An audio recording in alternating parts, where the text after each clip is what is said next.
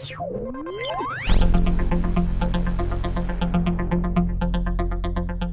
Gregory Floyd. Welcome to Reaching Out. Our guest is Gillibrand, Senator of New York State.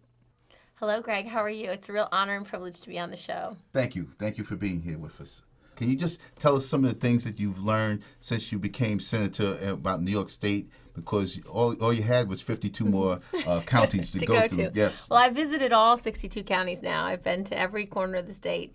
And I grew up in upstate New York, but I also lived in New York City for over 10 years. When I was first a young lawyer, my first job out of law school was here in New York City. And I was very, very blessed to live here for just over 10 years. I had my first son here on the east side. And, I really feel that over this last year, I've spent every minute really not only getting to know New Yorkers, but really fighting for their issues. And, we have so many issues right now with the economy as bad as it is. We need policies that are going to turn the economy around and create jobs so that people can provide for their families. And I feel like having, traveled the state, I've had the chance to really hear from people. Can you give us some of your ideas of what you have that's going to at least try to create jobs, because no one has a formula or forecast on what to do. Right. But if you have some ideas, some policies, maybe we could try something to get this economy started. Well, as I've been traveling the state, I can tell you every small business owner, whether it's a guy who owns a corner store, a guy who's manufacturing something that people need, it doesn't matter what kind of business, their biggest worry has been access to capital, literally not being able to get a loan to run their business. So I've got two ideas that'll help there. One is increasing lending through the credit unions by increasing the amount of money they can give out. And second is by creating a revolving fund to do loans directly. Another idea is a tax credit for every new job created. Now, this tax credit is going to make a big deal because when a company's trying to decide, do I want to hire another employee or do I want to make some other investment, we want them to hire the employee. And so what I want to do is create a tax credit of 15% for every incremental payroll increase. So whether you're making a part-time employee full-time, adding a few hours, or creating a whole new job, that employer will get 15% for large employers. And if you're a small business, you'll get 20%. Now you got to remember, for small businesses, they represent 2/3 of every job created. Every job, every increase, 2/3 of them are with the small businesses. And we have a lot of plans to help minority and women-owned small businesses because those are the largest growth sector of all small businesses.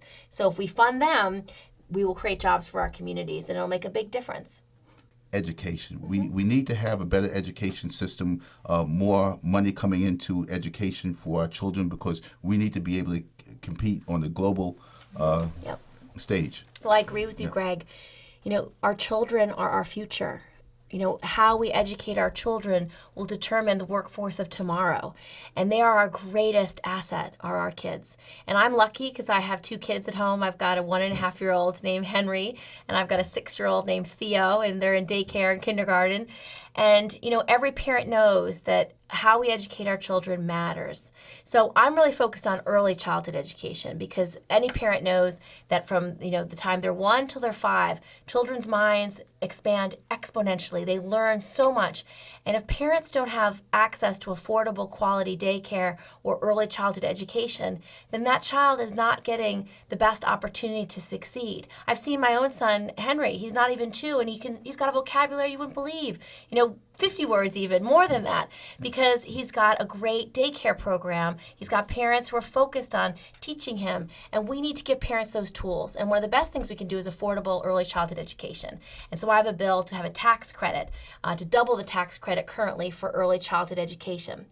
There's a very important issue that's just come up, the health care bill, and there's a lot of talk about New York State losing money, and I looked and I saw that the elected officials here and some of the unions are concerned that New York State will be losing money if this bill goes through. And I know that you're not going to allow that to happen. I know you're going to do the best you can for us. But can you tell our listeners, the elected officials, people who are listening, what you have actually done to try to make sure that that doesn't happen here in New York State?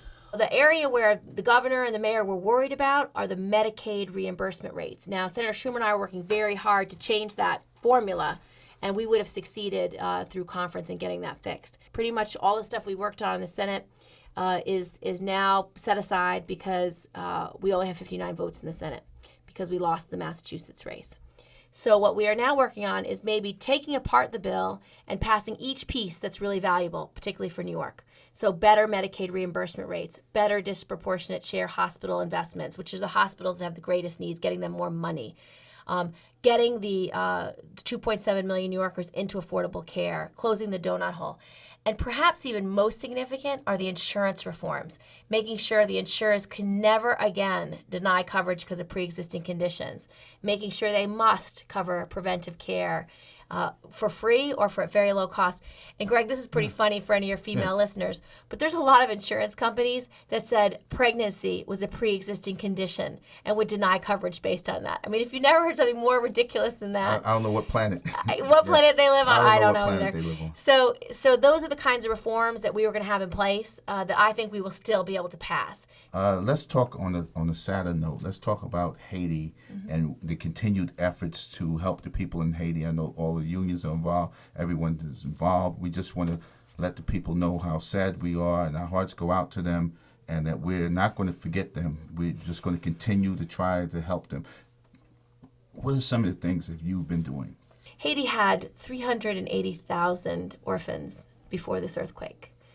People are estimating that number might even double. Oh, my God. And you can't imagine what it must be like to be a child without a parent to look after you, to make sure you're fed, to make sure you have clean water, to make sure you're cared for. And so for so many people, we want to get those orphans into families. We want to reunite them with their Haitian families if we can, put them into Haitian families if possible. And if not possible, we want to find American homes to adopt them. Now, there were a lot of adoptions that were underway already, and so we've streamlined the paperwork for that to get those families that were already adopting children to have those children brought to those families immediately. We're also trying to get more resources to the orphanages because anybody who's had an infant in their life, any parent who's had a child knows babies get dehydrated in a day. I mean, it is so urgent that they have access to clean water and food because they are so vulnerable at the youngest ages. And so we want to get clean food, clean water, and we need security because a lot of the orphanages, because they have received resources, have been raided. So they need basic security.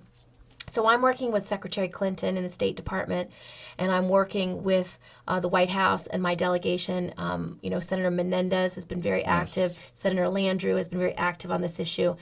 And we're going to streamline the adoption process. Now, if anybody who's listening wants any help about Haiti, if you still have a loved one that you haven't been able to find or hear from or get through to, we have an email and you can contact our office. It's Haiti@Gillibrand, GILLIBRAND.senate.gov. You can email me, and we have experts in my office who will help find whatever problem it is, whether you want to adopt a child, find a family member, get contact, get resources down there.